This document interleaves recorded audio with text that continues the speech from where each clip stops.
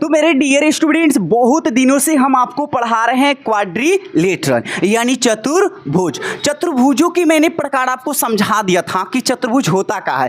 ऐसे भी चतुर्भुज का नाम आप लोगों ने सुना होगा। वर्ग का नाम कौन कौन सुन लिया है? बहुत सुंदर। आयत का नाम किसने किसने सुन लिया है? बहुत सुंदर। सम चतुर्भुज का नाम सुने हो? बहुत सुंदर। समांतर चतुर्भुज का नाम सुने हो? बहुत सुंदर। समलंब चतुर्भुज का नाम सुने हो? बहुत सुंदर। पतंग का नाम सुने हो? मेरे दोस्त समझो कि यही पतंग है। क्या चीज है? आइए चलती हैं कैसे बनता है। मैंने जो लिखा, छोटी सी वीडियो बनाने के लिए लिखा, ठीक ना दोस्त। समलंब चतुर्भुज में भी 4 भुजाएं आपको देखने को मिलेगी। मैं देखने की बात बता रहा हूं। और डियर स्टूडेंट्स, 2 समांतर भुजाएं भी आपको देखने को मिलेगी, ठीक है। इसमें 2 विकर्ण आपको देखने को मिलेंगे। ऐसा ना है कि ये समलंब है तो आपको 4 विकर्ण देखने को मिलेगा, हाँ या ना? ठीक है, आगे बढ़ते हैं मेरे डियर स्टूडेंट्स। इसकी परिभाषा एक बन जाती है कि वैसा चतुर्भुज जिसमें कम से कम 2 भुजाएं आपस में क्या हो, समांतर हो। मैं इसको दिखाने का प्रयत्न करूंगा। यही है हमारा समलंब चतुर्भुज। इसका नाम मैं देने का प्रयत्न करूंगा एक ठो, बहुत ही सिंपल। ध्यान दीजिएगा, आप लोग ध्यान दीजिएगा, यहाँ दीजिएगा। मैंने दिया छोटू PQRS। ये एक समलंब चतुर्भुज है, इसलिए क्योंकि परिभाषा से हमारा मैच कर रहा है। परिभाषा हमारा ये कह रहा है कि वैसा चतुर्भुज होनी चाहिए, 1 भुजा, 2 भुजा, 3 भुजा, 4 भुजा। वैसा चतुर्भुज कम से कम 2 भुजा आपस में समांतर होनी चाहिए।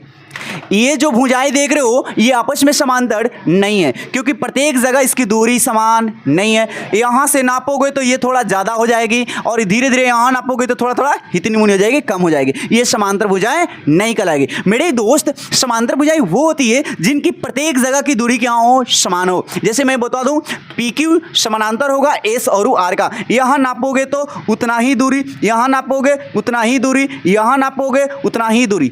सब जगहें क्या होती हैं?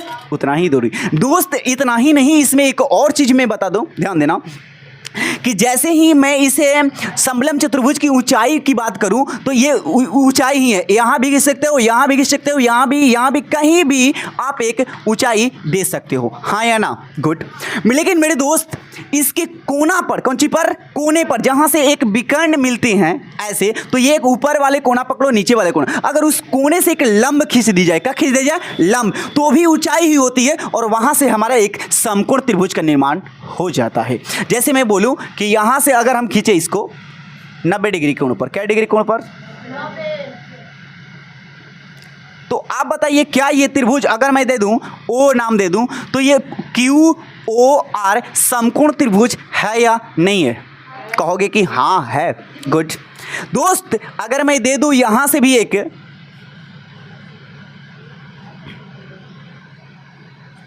यहां भी मैंने एक दे दिया 90 डिग्री का कोण। कौ डिग्री का कोण? क्या ये समकोण त्रिभुज है कि नहीं? आप बताइए। इसकी चतुर्भुज का, इस चतुर्भुज का अगर हमको क्षेत्रफल ज्ञात करना हो, मान लेते हैं, क्या ज्ञात करना हो? इसमें ऊंचाई दी रहती, क्या रहती? ऊंचाई दी रहती, और एक भुजा भी दिया रहता ऊपर वाला। कौन वाला? एक भुजा दिया रहता कम से कम, ठीक है। तो क्या आप इसका चतुर्भुज का क्षेत्रफल ऐसे निकाल सकते थे? एगो आयत का क्षेत्रफल, आइए इसका निकल गया, और 2 समकोण त्रिभुज के क्षेत्रफल आपस में क्या करेंगे? जोड़ देंगे, तक का क्षेत्रफल ना निकल गया। बाहर देख रहे हो, कौन कौन समझा? समलंब चतुर्भुज का क्षेत्रफल निकालने के लिए एक आयत का क्षेत्रफल और प्लस में 2 समकोण त्रिभुज का योग। क्लियर? आगे बढ़ते जाओ, ध्यान देना है। ये सारे आपकी किताबों में है, ये क्वेश्चंस आ रहा है, घबराइएगा मत मेरे दोस्त। आप लोगों ने समझा।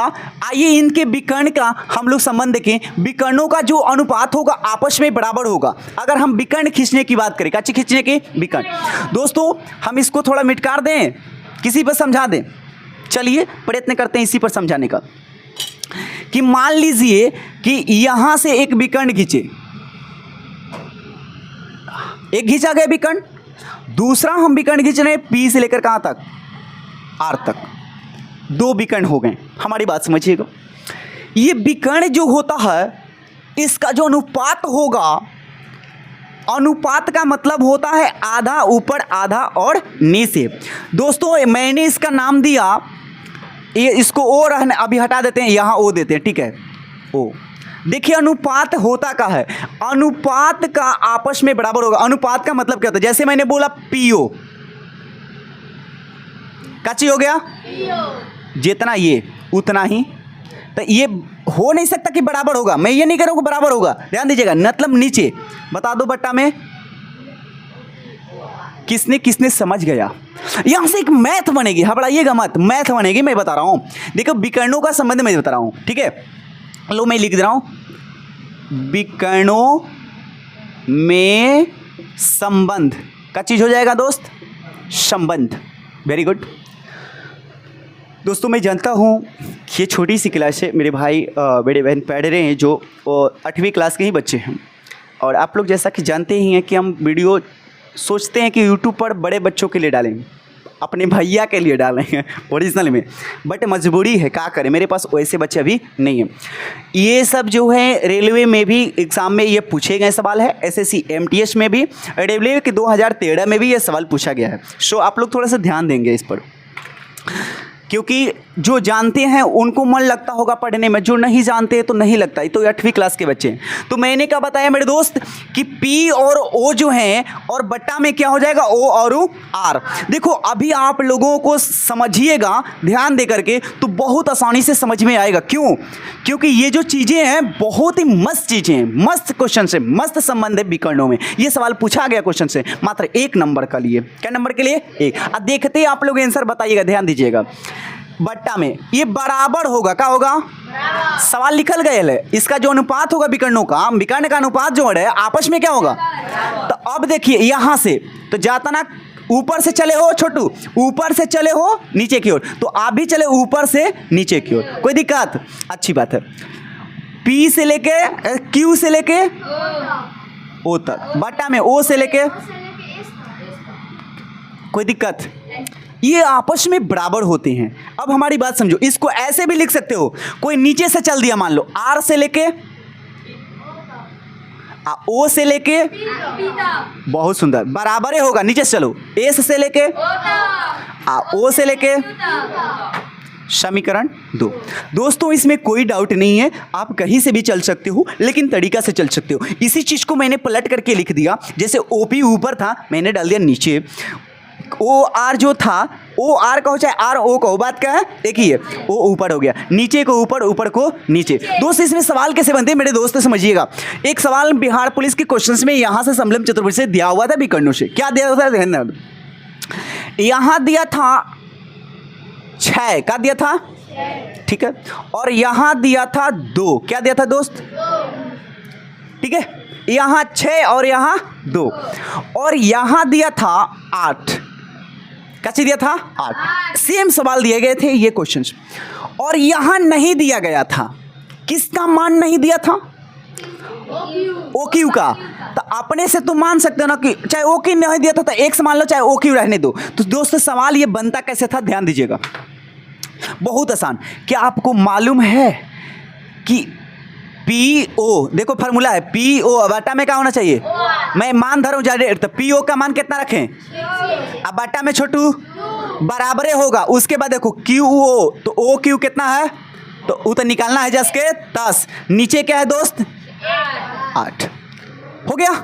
आइए तिरछा तिरछी गुना किया जाता है, बराबर जब रहता है तो तिरछा तिरछी, इतना आसान है, इतना आसान समझ लो, भारी है। अरे बट्टा में कर देना, इसके बट्टा में ये और इसके बट्टा में ये, गुना कराने आना चाहिए, ओ क्यू निकालना है, ओ क्यू गुना 2 है तो गुना 2 बराबर, इसमें करो 8 छक्का 40। दोस्त आप समझते हो, इसको आपसे काम है, इसी से ना आपका काम है, तो इसको आप पकड़ लो, ओ क्यू बराबर 48, आई कहाँ जाएगा 2, कट जाएगा कितने बार में 24। दोस्तों यहाँ होता 24।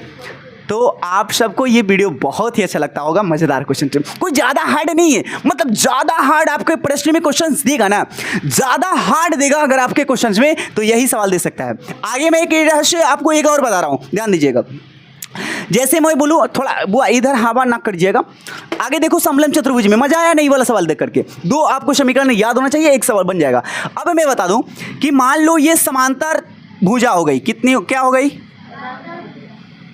क्योंकि समलम जो चतुर्भुज बनती है, छोटू, समलंब जो चतुर्भुज बनती है वो समांतर भुजाएं से ही बनती है, हाँ या ना? ओके, मैं बोलूं कि इसको मैं मिला दिया और इसको भी मैंने मिलाया, कोई दिक्कत? मैंने नाम दिया A B C D, very good. अभी इस पर हम चर्चा करने वाले हैं, ये तो पढ़ा दिए हैं बट इस पर चर्चा करें, ध्यान देना दोस्त। ई भुजा थोड़ा छोटा होगी, ई भुजा थोड़ा बड़ा होगी तो भी कोई बात नहीं है। मान लो ये 10 सेंटीमीटर टोटल, एडी का मान कितना सेंटीमीटर? 10। इसको आधा बांटो तो क्या आपको मिलेगा? 5। आधा हो सकता है कि यहाँ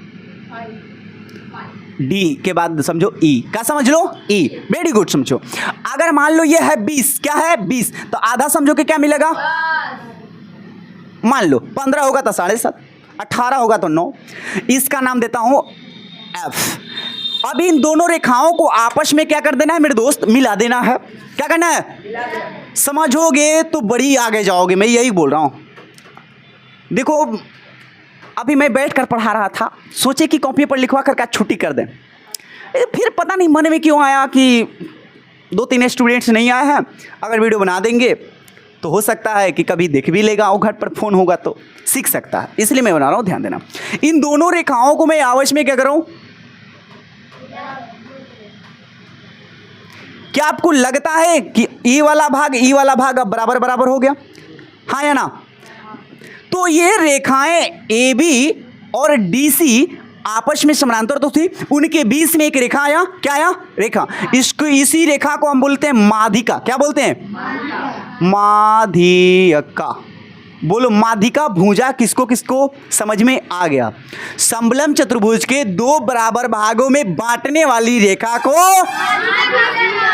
लेकिन तुम कहोगे कि भैया 2 बराबर भागों में बांटा था तो तू हौसो ही कहे ना बांट देला है, समझो ऐसे बांट देते बराबर हो जाता, हो भी जाता। लेकिन दोस्त समझो, जो ये माध्यिका होती है वो है समांतर रेखा के ही समांतर होती है, याद रहेगा क्या होती है? समांतर रेखा के ही समांतर, तो उसको माध्यिका बोलते हैं, बोलते हैं माध्यिका। और ये माध्यिका से ही एक फॉर्मूला आता है, कच्ची से ये समझिए। माध्यिका जैसे ही हमको निकालना हो, ये भुजा जो निकालना होगा, क्या निकालना होगा? भुजा। कैसे निकालेंगे ध्यान दीजिएगा, ये जो माध्यिका होगी हम कैसे निकालेंगे? माध्यिका निकालने का फॉर्मूला बड़ी ही मस्त है। क्या? दोनों समांतर भुजाओं को जोड़ दो। क्या करो? जोड़ दो। दोनों समांतर भुजाओं को क्या करो? तो कौन कौन जोड़ोगे? रुक जाओ। 2 समांतर भुजाओं का योग। अब बाटा में छोटू 2 लगा दो। क्या लगा दो? 21 का सूत्र हो गया माध्यिका भुजा निकालने के लिए। माध्यिका भुजा निकालने के लिए, माध्यिका भुजा निकालने के लिए, माध्यिका भुजा निकालने के लिए, माध्यिका भुजा निकालने के लिए मैं क्वेश्चन आपको दूंगा, क्या करना है? बड़ी बाप, इसका मतलब हो गया माध्यिका का सूत्र, समझिएगा। मैं यहाँ लिख दे रहा हूँ, आती है वीडियो यहाँ तक? नहीं, ये सब नहीं आया है, ये सब चित्र तक आया है। अच्छा, इसमें मैंने जो मैथ ई वाला आ गया है थोड़ा, अच्छा ऊपर वाला आया है, कोई बात नहीं। तो यहाँ तक समझ गए होगे दोस्त। अगर ई वाला नहीं समझ में आया होगा तो कुछ नहीं, आपको मैं बता रहा हूँ 6/2 बराबर कर देना है OQ/8। समीकरण को हल कर लेना है, आ जाएगा आपका 24। क्या जाएगा? 24। जैसे यहाँ देख लो कि इसका 6/2 और OQ/8, 3×4 ऐसे भी काट सकते हो, बराबर मिले 2×4 8, क्योंकि जो वीडियो होंगे देखने वालों तो तेज होते हैं 4। अच्छा चलिए, तो बोलो इसका OQ का मान आ गया, यहाँ कुछ नहीं बचल। OQ का मान OQ गुना कर दो 6×4 का 24। आंसर आ गया कि ना आ गया? वही आया, कोई दिक्कत नहीं, बराबर में नीचे नीचे कट जाते हैं मेरे दोस्त। माध्यिका आपको फॉर्मूला निकाल देना है, मैं बता रहा हूँ, ध्यान देना। ये है मान लो 4, क्या है? ये भुजा है 4 और ये भुजा मान लो क्या है? 10। 8 माने तुम बताओ? 8 माने इसकी दुगना, चलो 8 मानते हैं। तो कोई बता सकता है कि ये भुजा कितनी होगी? लगाइए दिमाग, आपके पास फॉर्मूला भी है। ये भुजा 4, ये भुजा 8, तो ये भुजा कितनी? बट्टा में आपको 2 नहीं दिखाई दे रहा। तो मेरे दोस्त मैं बोलता हूं कि माध्यिका निकालने के लिए वो दोनों भुजाओं को जोड़ दो, यानी 4 + 8 को जोड़ दो, बट्टा में क्या लगा दो।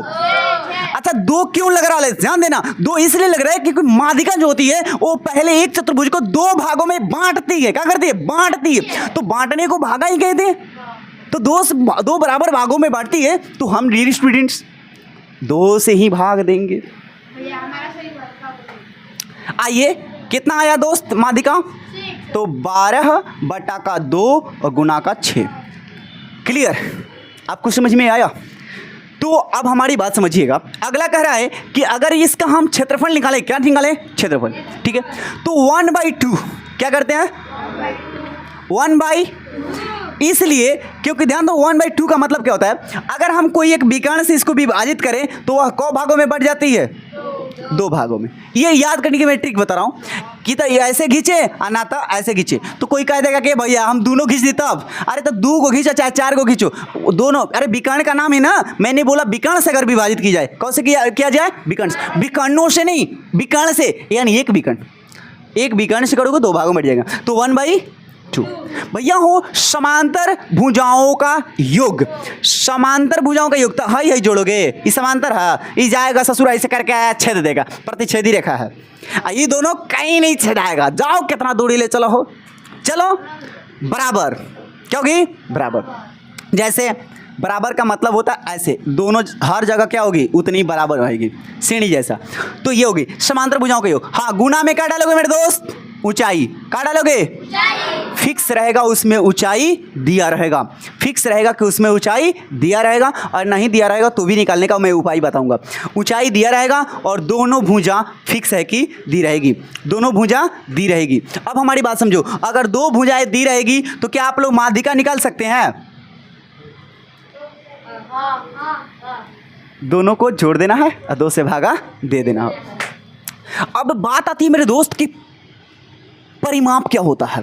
तो मैं बता रहा हूं, ध्यान देना कि अगर मान लो ये माध्यिका हटा दिए, विकर्ण भी हटा दिए, कोई दिक्कत, विकर्ण भी हटा दिए, आपको समलम चतुर्भुज दिख रहा होगा, समलम चतुर्भुज, लेकिन ये तो ऊंचाई है, ऊंचाई समझो दिया नहीं रहता है, उसको हम लोग दिखाते नहीं किसी चीज़ से, डॉट लाइन से दिखाते हैं कि मतलब मान लेना है, क्या करना है, मान लेना है।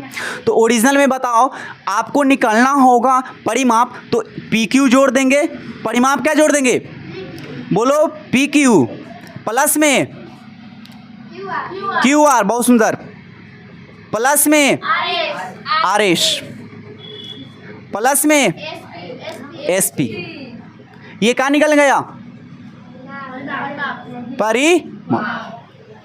कोई दिक्कत हल तुन रे दोस्त। आगे जब नीचे जाते चारों, तो बाहरी से हमने नापा, ई ना के हो जोड़ दिया लोग, ऊंचाई का जन दे लो 6 सेंटीमीटर, यो जोड़ दो, ये परिमाप कह रहे, चारों तरफ से घूमे के बा, पचकर्मा करे के बा, है कि ना है, शंकर जी का मंदिर है तो चारों तरफ से कैसे घूमे के बा, कि शंकर जी के पाया कि न कोई बा, हाँ ना, तो चलो इस समझ में आ गई अल तुन रे। चलो भैया, अब नीचे मैंने लिखा कि समांतर भुजाओं में प्रत्येक जगह दूरी क्या होती है, समान। ये तो समझिए लोग, बोलो समांतर भुजा का मतलब क्या होती है, हर जगह समान।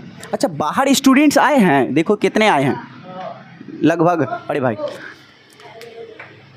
बस। तो मेरे दोस्त ये सब समझ में आया होगा। चतुर्भुज जो होते हैं, चतुर्भुज जो होते हैं वो 2 प्रकार के होते हैं, एक समांतर और दूसरा समलंब। मेरे बात समझो क्यों, हर चतुर्भुज, अच्छा समांतर का मतलब समझते हो, 2 भुजाएं, क्या है बताओ, तो इसमें दोनों भुजा आपस में बराबर है कि नहीं, कि कहीं काट देगी, तो बताओ कि समांतर है कि नहीं है, वर्ग समांतर हो सकता कि नहीं हो सकता, चल सही। आयत न आवस, आयत में 2 भुजाएं समांतर है कि नहीं है, तो ये भी क्या हो सकती है, देख रहे हो, हर चतुर्भुज समांतर होगा। अच्छा यही बताओ, है सम चतुर्भुज है, क्या चीज है जी, कैसे, सगरे बराबर है लेकिन कोणवा बराबर नहीं है, सम चतुर्भुज का नाम पकड़, तो ये दोनों रेखाएं, है दोनों रेखा आपस में बराबर है कि नहीं है, कतनो ये करे के काम के समेट वो एकदम फिक्स है कि दोनों रेखाएं क्या जाएगी, तो ये बोलो समांतर है कि नहीं, सम चतुर्भुज समांतर होती कि नहीं होती। हई हो जाना कि आयते से बनल है, ये तो नहीं और लंबा और लंबा, तो ये भी बोलो समांतर हो सकती नहीं हो सकती? सारे चतुर्भुज समांतर समलंब को छोड़कर, सारे चतुर्भुज समांतर हो जाएंगे बट समलंब को छोड़कर। तो डियर स्टूडेंट्स, आज के लिए इतना ही। आप सबको भी यह वीडियो बहुत ही अच्छा लगता होगा। सुनो, अरे वीडियो का देख रहे हो, जा कापी ओपी निकाल करके पढ़ लो, ना तो सामने ही हो जा कुर्सी धके क्या करना है, आपको बैठ जाना है। क्योंकि ये वीडियो बाहर देख रहे हो ना, तो ये मत समझो आप बाहर से आपको कुछ नहीं करना है। जैसे आगवा से जो देखता कर होला ना, आगवा से जो एकदम सीधे गली में पकड़ ले, TLC सेंटर का बैनर लगल है ना, और उसी में जाकर घूम लीजिएगा, तो ऐसा के चीज हर दिखाई देगा। इसी का नाम है ऋषि सर। जाकर कैसे वीडियो आप लोग पढ़ लीजिए। ज़्यादा दूर नहीं है, कहाँ है? सरैया बजरवा में। सरैया बजरवा में जानते हो कहाँ है? हाई स्कूलवा के सामने, SS मौलवा के थोड़े सा लेफ्ट है बगल में, अल्तुन समझ में। तो जा करके बैठ जाना, तो बोरिया बिस्तर है, यही से बिछा ला सर, आराम से पढ़ ले सर, क्या दिक्कत है। आज के लिए बाय बाय, टाटा।